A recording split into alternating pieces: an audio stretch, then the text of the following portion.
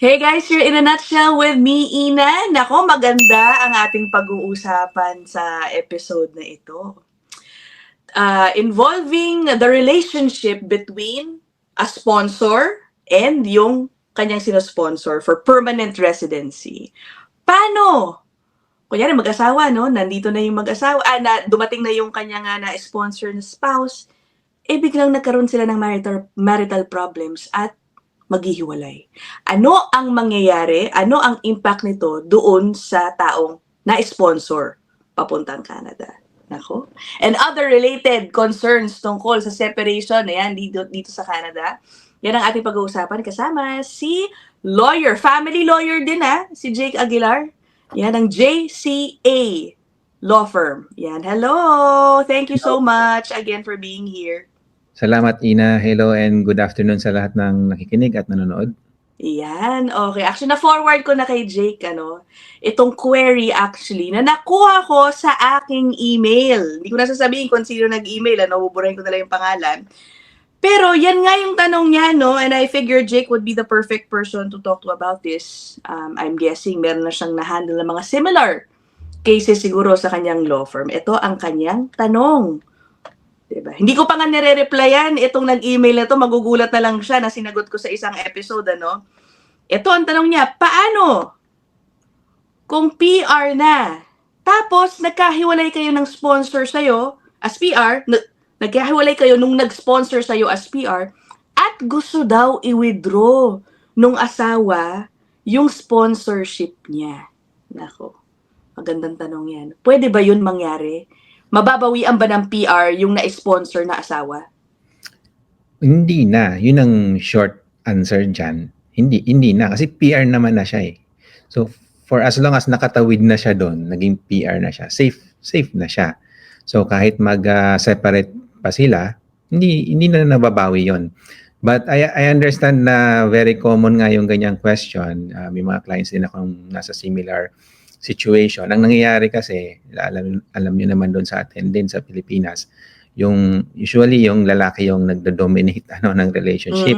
Tapos nakatakot yung babae usually, wag mo akong hiwalayan kasi papadeport kita. Yan, narinig ko yung mga papadeport kita, ipapabawi ko yung PR, mga ganon. Pero wala pong katotohanan doon. Bluff lang lahat yon. So hindi kayo dapat matakot. Once na naging PR na kayo, you're safe. Oh, but the situation is different kung hindi pa PR. Let's say ongoing ang spousal sponsorship application. Nasa Pilipinas pa halimbawa or nandito waiting for it, naka-tourist visa, whatever, si spouse na sponsor hindi pa approved pero ongoing. Tapos naghiwalay in the middle of it.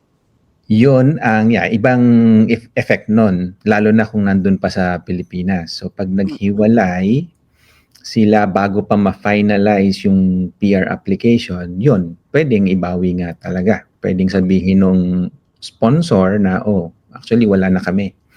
So hindi na kami, hindi ko na siya asawa. Ayaw ko na sa kanya. Separate na kami. Pwede yun. I-report niya lang sa IRCC, i-update niya yung application, and then hindi na nga din may sasama doon sa application para bang as far as the IRCC is concerned, hindi mo na siya kaano-ano. Hindi na siya family member. Ganun lang din kabilis. Walang legalities, walang formalities.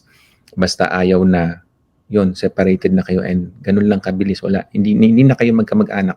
Hindi mo na okay. O sige, balikan natin dito sa situation ng PR. So hindi na pala pwede i-withdraw, no? O guys, kung tinatakot kayo, alam mo may mga kwento nga tama si Jake. Yung parang minsan dinithreaten talaga no, na di mo ko pwede hiwalayan. Alam mo ba, pumirma ka ng kontrata na dapat minimum 3 taon. Yeah. Magkasama tayo, parang hindi tayo pwede maghiwalay. Mga ganun pong threats. So, wag sila matakot sa ganun, di ba, Jake? Wag sila matakot. Dati may ganun pang rule na nabanggit mo na okay, you have to stay 2 years ang naalala ko noon na rule na you have to live in together for at least 2 years. That was in around 2015 to 2000. Mga ganong year. May ganong rule na kailangan kahit PR ka na, you have to stay with your sponsor for about 2 years. Pero ngayon wala na 'yon. So Oh. you're safe. Kalimutan Okay. niyo na yun. Hindi na effective ngayon 'yon. Now, let's say nag-separate na. Meron pa rin bang responsibility si sponsor dun sa kanyang spinonsor after they separate during a certain number of years? Parang may ganun yata, no? May ganun. Correct. So actually, yung nag-sponsor sa'yo, siya ang may responsibility sa'yo. Siya ang Oo. nagdala sa'yo dito. Siya ang actually may pinirmahan, hindi kayo. Si sponsor ang may pinirmahan na dapat susuportahan ka niya for at least 3 years. Ibig Oo. sabihin, doon sa 3 years na yon, supposedly, siya ang gagastos sa mga pangangailangan mo, yung day-to-day needs mo, pabahay, pagkain, damit. Siya dapat, hindi ka dapat hihingi sa gobyerno. Although as PR, supposedly, pwede kang humingi ng social assistance, di ba? Pero yung ano nun, pinirmahan nung sponsor na for that 3-year period, dapat siya ang responsible sa'yo. So kung sakaling humingi ka ng social assistance sa gobyerno, i-reimburse ni sponsor yon. So siya ang may obligation sa'yo anyway, hindi kayo. Aba, o tignan nyo. May laban pa pala kayo sa ganung type of support. Paano sabihin nung nag-sponsor, ayoko na, hiwalay na tayo dahil galit nga eh. Siyempre, nagkahiwalay na sila. Can the person who was sponsored report that to IRCC and say, alam mo, hindi ako sinusuportahan nito financially dahil naghiwalay na kami? Yes, you can do that. Pero ang mas magandang gawin nun, hingi ka lang ng social assistance sa government. Oh, okay. Bibigyan ka naman, yun nga, as PR, entitled ka naman doon. Pero once na ma-report mo sa IRCC, once malaman ng IRCC, babawiin ng government yon. Kung ano man ang ginastos ng government sa'yo for the social assistance nga, babayaran din yun ng sponsor nyo. Oo, okay. Now, yung discussion namin ni Jake, parang ano lang eh, simple eh, di ba? Na parang, sige, kung PR, naghiwalay, susuportahan pa rin, hindi mababawi yung permanent residency nung na-sponsor. Pero sometimes things get a little bit more complicated, Jake. Right. Siyempre, we're dealing with, emotions. Yeah. I understand sometimes, halimbawa, naghiwalay na, the sponsor would make up stories to try in the hope na makahanap sa ng paraan talaga para mabawi yung PR nung kanyang na-sponsor. Parang gano'n, no? Tama ba yung pag-explain? Totoo yan. Totoo yan. So alam naman natin na pag sa relationships, di ba, medyo complicated minsan. Maraming pwedeng mangyari. So may mga stories din tayo naririnig na ganyan nga, tinatakot, papadeport daw, or maggagawa ng kwento na medyo naalala ko nga yung una natin na pag-usapan noon na biglang binawi na hindi naman totoo yung relationship namin. Oo, baka sabihin, naku, ginamit lang ako niyan. Diba yung una natin na pag-usapan na nabawi yung citizen ng asa. Kasi sabi nung sponsor, actually yung relationship namin hindi man totoo yun. Ini-sponsor ko siya pero fake yun. So andun yung mga challenges or mga dangers din na baka nga biglang gumawa ng kwento yung nag-sponsor sa inyo out of yung sama ng loob niya kasi iniwan niyo siya. Siyempre, laging nasasaktan pag may maalis, di ba? So hindi natin alam nga din kung anong pwede niyang gawin. Gawa siya ng kwento that can lead to certain issues nga din na real yung issue na yon na somehow you have to deal with it and explain or ipakita sa IRCC na totoo naman din talaga yung relationship. So be on guard na lang po siguro pag may ganoong situation. Oo. I think ito yung, kasi minabasa ako, Jake, na if you separate, yun na nga, sponsor, spousal, tas yung spinonsor, it could trigger an investigation into your marriage if nakarating dito yung spouse through spousal sponsorship. Right. Parang doon siguro papasok yun, Correct. Correct. Mo. Ang immigration naman, they always have the power to investigate. Kung yung mga sinubmit noon ay tama nga ba, they can always look back.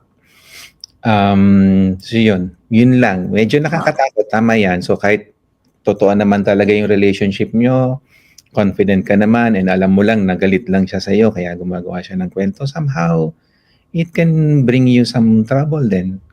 Oo, baka sabihin pa yung tipong to the extent na, naku, sinasaktan ako niyan. Naku, those are things that are taken very seriously here in Canada. Nangyari po yan, sa totoo lang. So, in our office here, we do handle, aside from immigration, family, we do handle some criminal cases din. Nangyayari yon. So, ang family law at criminal, medyo magkadikit yan eh. Kasi pagka ang dalawang couple nag-away, sometimes it results to yung assault na tinatawag, domestic assault or pananakit. And dito kasi sa Canada, mahigpit din sa ganyan. Konting mapagbuhatan mo lang ng kamay, kahit sabihin natin hindi naman masakit, si sampal, ganyan, wala talagang injury, assault pa din yon. You still have a chance. Pananagot. Nako, sige, mag-ingat na lang kayo kung may ganung tendency siguro yung inyong partner, ano. But ito pala, let's move away from PR status. Iba ang sitwasyon kapag maghiwalay ang naka-temporary resident status. Halimbawa, international student na dala ang kanyang spouse through the student with a student permit.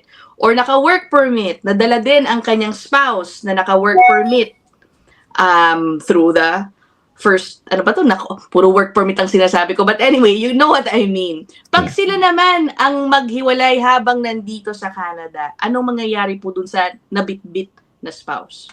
Yan, unfortunately, yung dependent spouse na tinatawag natin, kailangan nilang tumayo sa sarili nilang paa. Yung sabihin, pag nilaglag na sila, hiniwalayan na sila noong principal, yung either siya yung international student na pwede magdala ng spouse na may open work permit, or worker din na yun nga somehow pwedeng makakuha ng spousal open work permit yung partner. Kung kayo ay nasa ganong situation at kayo ang dependent, medyo rin, mag-ingat-ingat tayo kasi madali rin kayong ilaglag. Pag hiniwalayan na kayo, wala na kayong kumbaga basis yung status nyo. If ever magre-renew kayo ng status nyo, kailangan tumayo kayo sa sarili niyo ng paa. So dapat kung kayo ay magtatrabaho, hindi na yung open work permit, kailangan may LMIA na yung employer nyo. So may sarili na kayong status ba na hindi dumidependa doon sa partner nyo, doon sa principal. Meron kayong sarili, which can be difficult nga. And another word of caution lang po siguro na yun nga dito kasi yung hiwalayan napakadali, isang pitik lang ng daliri, hiwalay na kayo eh. Pagka ayaw na ng isa, yun na yun. So hindi natin mapipilit ang sino man na manatili sa isang relasyon. Tsaka hindi rin kailangan ng grounds. Hindi kailangan nangaliwa siya o kasi ganito. Walang dahilan eh. So you can just separate just like that kung ayaw mo na. So I understand na para sa ibang Pilipino na kasi tayo doon din tayo lumaki sa Pilipinas. Iba yung mentality natin pagdating diyan. We have to preserve the relationship at all costs. Ganun nga. Hindi parang kanin na mainit na iluluwa mo lang.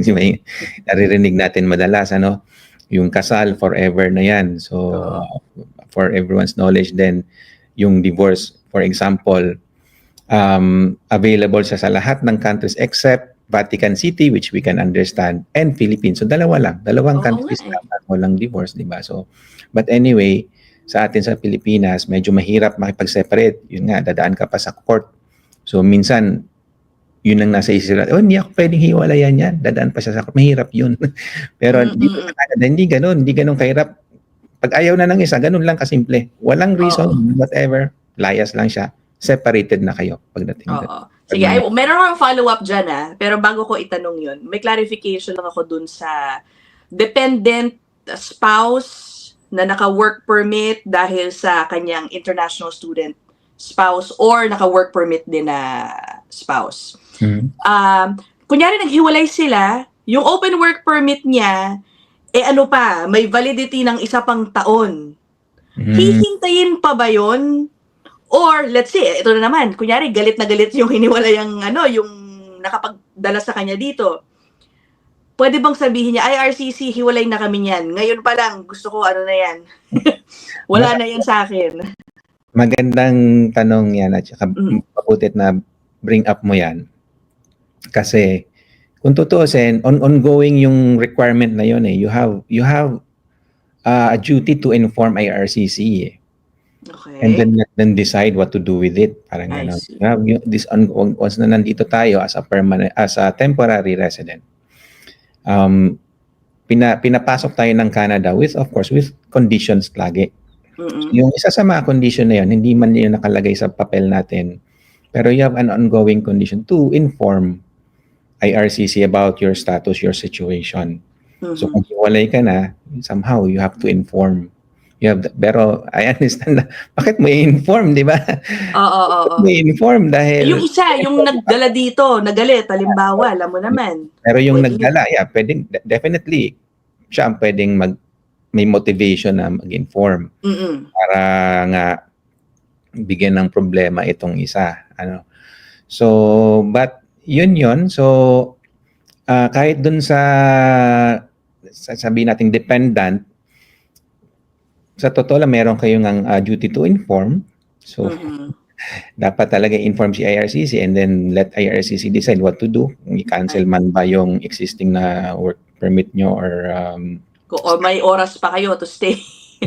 Yes, but of course, yun nga, I know it's parang pinukpok mo sa yung sarili mo ng martilyo, di ba? Kasi ba't mo nga gagawin? But ano lang, so yung pag nangyari yun at ganun lang situation nyo na dependent spouse kayo at temporary resident kayo, be careful kasi that can jeopardize your status and dapat ready na kayo, dapat handa kayo mag-apply ng para sa sarili ninyo. Oo.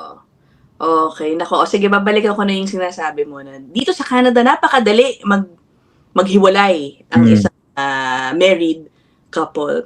Pero bago nga kami mag-record no, na sabi ko kay Jake. But the reality is sometimes, especially for immigrants, I've heard of stories. Talagang nakakausap ko yung person na affected. Yes, madali mag-divorce dito. Pero because of the the costs involved in separating, ang mahal to live by yourself all of a sudden. Hindi mo naman pinlano na maghihiwalay ka ng asawa mo, di ba?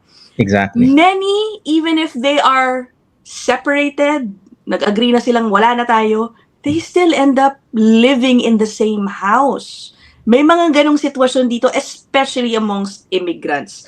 Madami. Lalo na, mga Pilipino, wala naman tayong tatakbuhang kamag-anak dito pag naghiwalay kayo, di ba? Kahit kapitbahay, ang hirap naman makitira doon. Have you heard of these stories? And share with us yung realities din, yung difficulties of separating, especially for newcomer immigrants, no? A few years pa lang, let's say, dito sa Canada. Madaming ganyan, Ina. Very common actually yung ganyang stories. And hindi nga lang new immigrants, kahit old. Kahit mga citizen. So, alam naman din natin na dito sa Canada, lalo na sa Toronto or sa Vancouver o yung mga malalaking cities, mahal yung cost of living, especially yung housing. So, yung rent or kung may sarili kang bahay, mahal, magastos. So, pag ang tao kasi naghiwalay dito, especially, dalawang bagay ang nakikita kong sobrang naapektuhan. Unang-una, yung mga bata, kung may mga anak na maliliit, definitely, syempre, affected sila. Pangalawa, yung finances. So, talagang makikita mo yung effect sa finances nila. Talagang nagiging magulo kasi unang-una, dati nga, nagsishare sila ng rent or bahay. Mas nakakatipid. Ngayon, dapat tig-isa sila, di ba? So, anyway, to avoid that, yun nga, tama ka yung sinasabi mo, yung iba to avoid that or they just really can't afford to have separate homes. Nag-stay sila sa isang bahay, sa isang bubong. Oo nga common. Para nga lang makakope kasi otherwise, malamang yung isa, paano homeless na, ganyan. So, kung may sarili silang bahay or kung ang nirerentahan nila is yung buong bahay, ang nangyayari niyan, yung isa nasa basement. Nako po, grabe, no? Nasa isang level, tapos yung isa naman nandun sa isa pang level. So somehow hindi sila nagpapang-abot. May sariling exit nga naman minsan kasi. Yung iba kasi yung basement nila may sariling exit. So kahit pa paano hindi sila nagkakasalubong. Mahirap kasi ito rin may mga kwento ako dyan. Of course hindi natin i-reveal yung mga pangalan pero merong Yun nga, pag nagkasalubong at nag-away, minsan dumadating nga sa sakitan. Oo nga. Minsan, totoong sakitan. So, sino man na nagsimula nun, meron siyang charge. Minsan nga, gawa-gawa na lang din.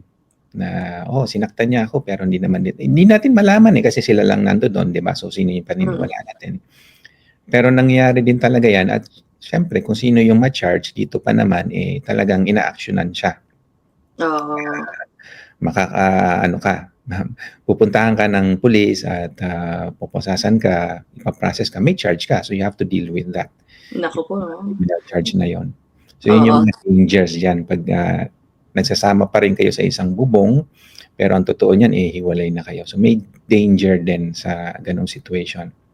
Oo. Alam mo, sabi ko nga kay Jake, may na-imarites pa ako kay Jake. Pero totoo ito, nakausap ko nga itong taong to. Hiwalay na sila ng kanyang asawa.